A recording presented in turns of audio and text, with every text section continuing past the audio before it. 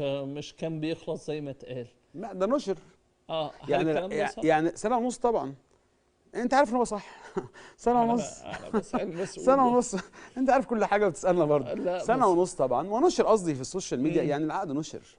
مم. سنه ونص امام عاشور اتكلمنا برضه فيه هنا في المكان ده في اه. الانتخابات.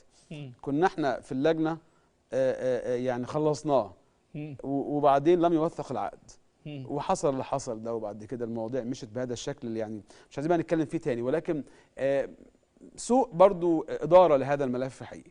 مم. ماليش دعوه بالنوايا، انا اتحدث عن النوايا، لكن سوء إدارة لهذا الملف. مم. سوء إدارة هذا الملف خسرتنا امام عاشور.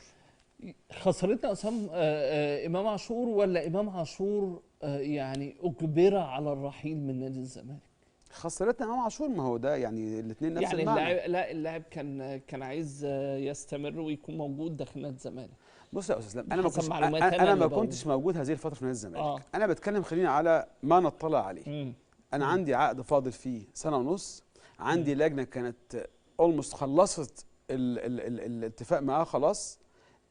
لم يكتمل ليه؟ ما هو طب هو مش بس لم يكتمل ليه، هو الغرامات اللي احنا عملناها سبورتنج لشبونه لم يتم التفاوض معاها ليه سابقا؟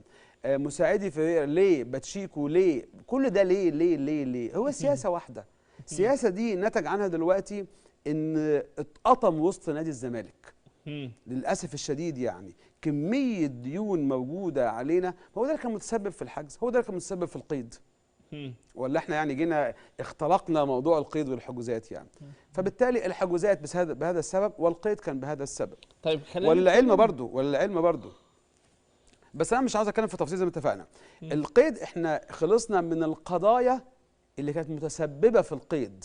مم. اما هناك قضايا اخرى لسه موجوده مم. وبارقام كبيره مش صغيره. ارقام قد ايه؟ ارقام كبيره تفوق ملايين برضو بالدولار. بالدولار. طبعا. مم. انت يعني ما في يعني اي حاجه نقولها تبقى بالدولار. مم. فعلا. طبعا ديون ده موجوده. بسبب عدم التواصل طبعا. ولا بسبب، وهل فعلا سمعة نادي الزمالك لدى الغير، لدى الدائنين، كان فعلا في ناس مش عايزة تتفاوض معاكوا أساسا؟ طبعا حصل ده؟ خايفين من حاجتين، خايفين ان احنا ما نكونش صادقين فيما نقول، مش عايزين يدوا فرص لان احنا جربناكوا قبل كده.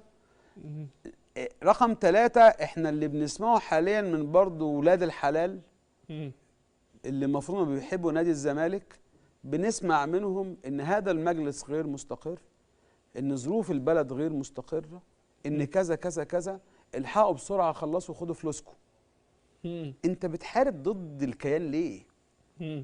بتحارب ضد الكيان ليه؟ يعني فعلا في ناس بتكلم يعني بتكلم الدائنين اللي انت حضرتك كلمتهم، ففي مشاكل الانديه او اللاعبين او مدربين طبعا. لما تبدا تاخد من المرحله الاولى التواصل مفقود اصلا مفيش، ثم تبدا في التواصل، ثم تدخل جهات كتيرة عشان تعمل حالة من التراضي بين الطرفين، ثم تصل إلى مبادئ هو للتفاوض، هنبدأ نتفاوض مع بعض، ثم في الآخر يلغى كل الكلام ده ويقال لا أصل احنا مش ضامنين، أصل مش عارف إيه.